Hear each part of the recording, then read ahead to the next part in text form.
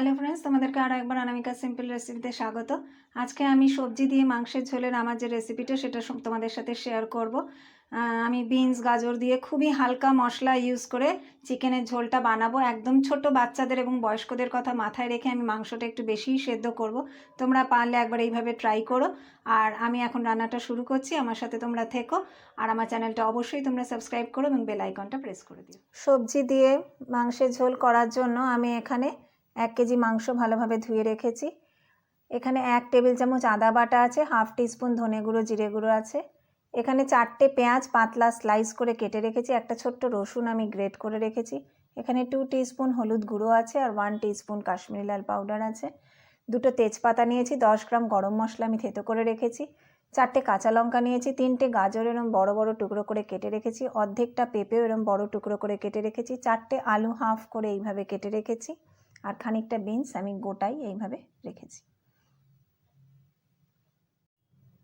এবার আমি একে একে সব সবজিগুলো ভেজে নেবো। সাদা তেল দিয়ে নিয়েছি, সবার আগে আলুটা দিয়ে নিলাম।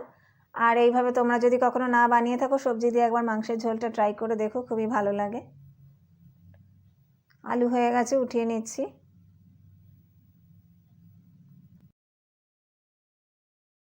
এবারে আমি বিনসটা ভেজে নেব।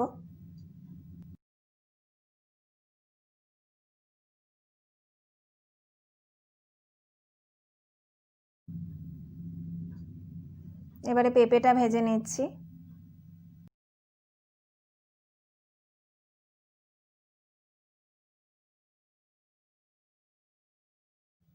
গাজরটাকেও আমি ভেজে নেব হালকাভাবে, ফ্লেমটা মিডিয়ামে রেখেছি আমি।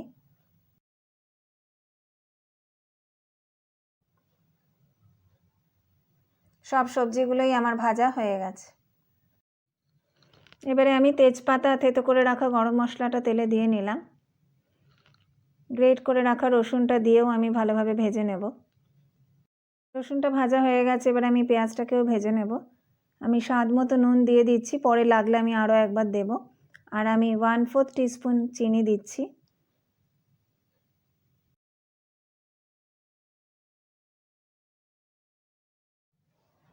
পেঁয়াজটা আমার হালকা সোনালি করে ভাজা হয়ে গেছে, এবারে আমি মাংসটা দিয়ে দিচ্ছি।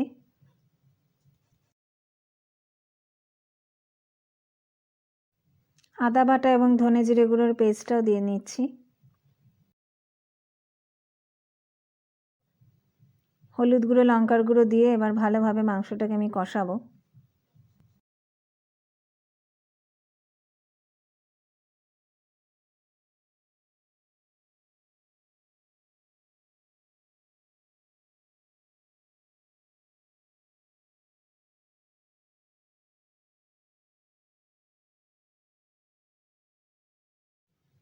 চারটে কাঁচা লঙ্কা দিয়ে নিচ্ছি। আমি হাই ফ্লেমে এইভাবে অনেকটা সময় নিয়ে ভালোভাবে মাংসটাকে কষিয়ে যাব।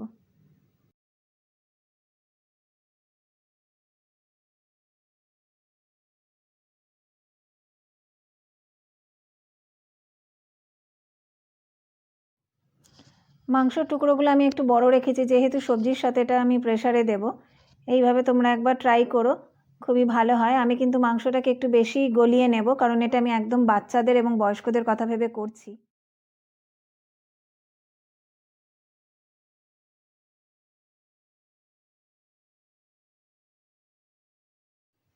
মাংসটা আমার কষানো হয়ে গেছে, সাইড থেকে তেল ছেড়ে দিয়েছে। আমি 20 মিনিট ধরে মাংসটা কষালাম হাই ফ্লেমে। আমি ফ্লেমটা লো করিনি, কারণ আমি আবার মাংসটা প্রেসারে দেবো। যদি লো ফ্লেমে কষাতাম কড়াইতেই মাংসটা পুরো সেদ্ধ হয়ে যেত, সেই জন্য আমি হাই ফ্লেমে মাংসটাকে কষিয়ে নিয়েছি। কষানোটা হয়ে গেছে, আমি 4 কাপ গরম জল দিয়ে দিলাম। এবারে এই ঝোল সমেত মাংসটাকে আমি প্রেসার কুকারে ঢেলে নেব আর উপর থেকে সবজিগুলোকে সাজিয়ে নেব।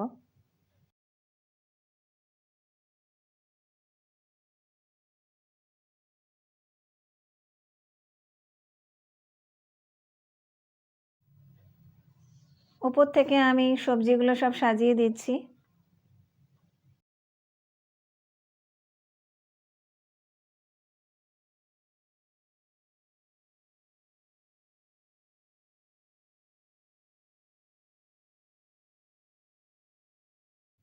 খুন্তি দিয়ে চেপে আমি সবজিগুলো ঝোলে ডুবিয়ে দিচ্ছি। এবারে আমি প্রেসারের মুখটা লাগিয়ে দিচ্ছি। হাই ফ্লেমে একটা সিটি দেবো, তারপরে আমি কমিয়ে 2 মিনিট রাখবো।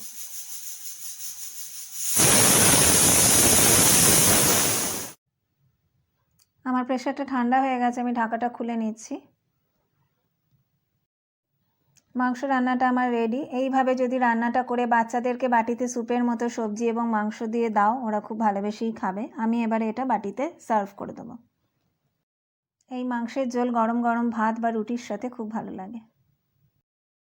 আজকের রেসিপিটা তোমরা বাচ্চাদের জন্য বাড়িতে বানিও এবং ওদেরকে দিও, আশা করি ওদের খুব ভালো লাগবে। আর তোমরা কেমন লাগলো আজকের রেসিপিটা সেটা আমাকে কমেন্ট করে জানিও। যদি ভালো লাগে তাহলে লাইক করো এবং বন্ধুদের সাথে শেয়ার করতে ভুলো না। সবাই খুব ভালো থেকো, সাবধানে থেকো। নমস্কার।